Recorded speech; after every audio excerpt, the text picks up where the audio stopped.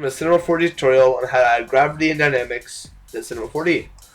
Let's start with making a floor here. Basic. Scale this up. Okay. Now let's add in what we want to have actually bounce off this. So right now, as you can see, you press play, nothing. So, make this a little bit longer here, like 300 just left in space. Now, what you want to do is select your object, tags, simulation tags, rigid body. You press play, and it falls right through it. Now, to prevent this, go to whatever floor you have, or whatever you want it to bounce off of. Tags, simulation, collider body. That, and now it bounces off nicely and then go through. Better representation of this is if we go to our cube here, let's rotate it like this. You press play, it bounces around, stops. There we go. Let me just make this centered again. And now, if we want to bounce off something else, add something like a cone. Now let's make the cone a bit bigger here. And this. Now this cone here, once again, select it, tags, simulation, collider body. Collider is whatever you want not to move. Collider bodies will just stay there and rigid things will bounce off it. If I set this to rigid, however, then when you press play, it would bounce up because it was inside this collider body. But if I went like this would fall down too. This would also bounce off, but this moves around. So let's say you want this cone to be stationary. Make sure that tag set to collider. So now, cone doesn't move, and it bounces off. Very nice. So I'm going to show you something else. How to add several things to come launching at it, kind of like a gun would do. So start with your cube again. It's the cube you want to use. Now let's make this a little bit smaller, just because we're going to be spawning a lot of them. Go 50, a 50, a 50. Now you go to MoGraph, Cloner, and just put this here. And like the cube, make sure the arrow is facing down. And the cloner here, you'll notice there's lots of them. What you want, if you just want to spawn one at a time, so you just count to one, and like this. Now, let's go to Simulate, Particles, an emitter, and you will have yourself an emitter here. Cloner, push the arrows pointing down into the emitter here. Now, the emitter, when you press play, it's shooting that way, and it's not cubes. So what we want to do is make sure you check off show objects here. So now it'll spawn cubes. However, I don't want them to look like that. So let's first off turn this down a bit so we can have it facing down, -90. Now you press play, they're all shooting downwards. Downwards? Just down, I don't know. Anyway, let's make this emitter a little bit larger. So now when you spawn it, they will, oh! Not what you do. You do not scale it that way. It's not what you want it to scale with. You need to physically change the size of it.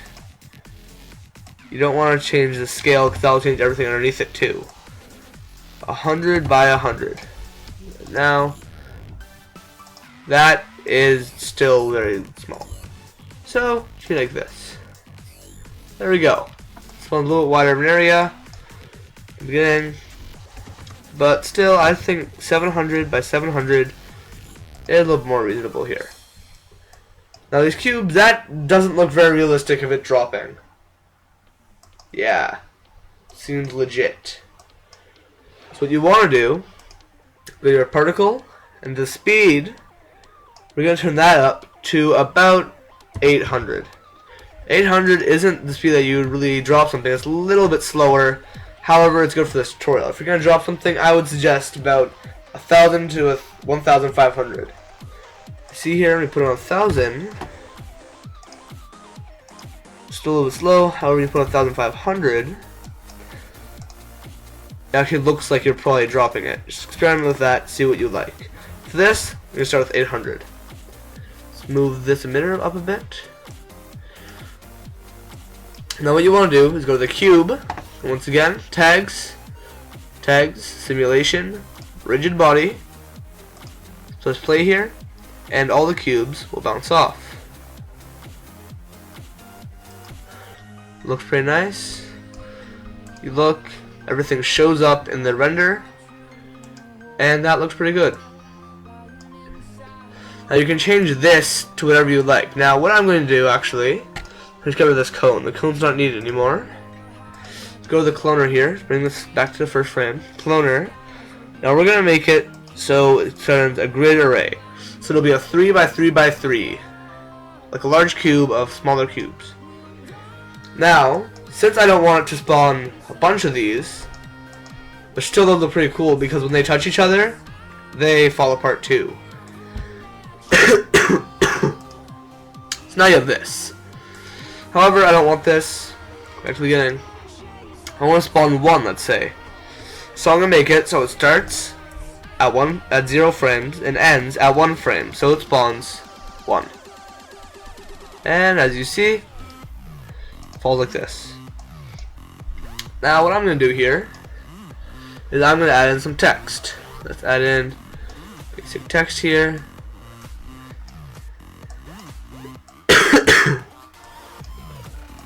Sorry about the coughing, I think I'm coming down with a cold. Anyway, depth 100, that's right. Tutorial. Best voice ever. Anyway, let's put it in a font like Hero. I'm going to use Hero for this just for the fact it is a very blocky text. Unlike some that make it a little bit more rounded. Let me put this all the way down here. Go tags, simulation, collider. Press play here. And I missed. Of course. Go here. Move this over here now. And boom, bounces off the text.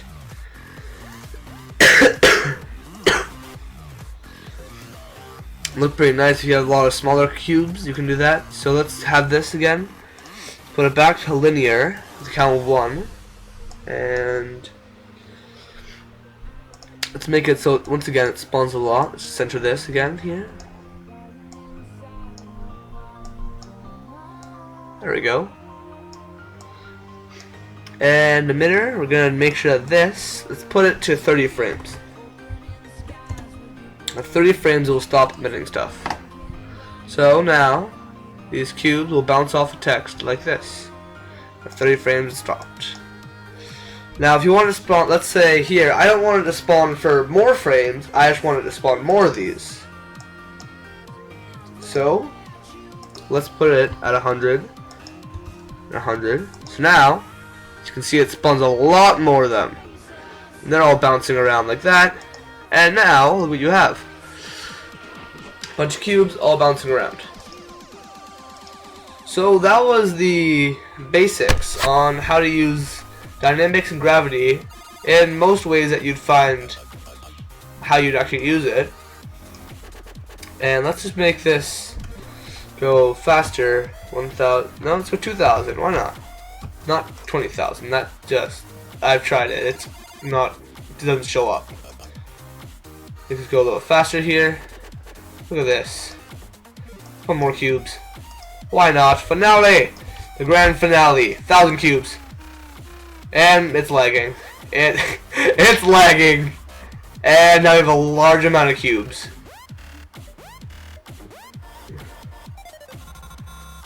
So let's say, and why did it do that? Okay. Let's say you ever wanted a very large amount of cubes. There you go. Anyway, you guys, that is a basics tutorial on how you use dynamics in Cinema 4D. And thank you guys for watching.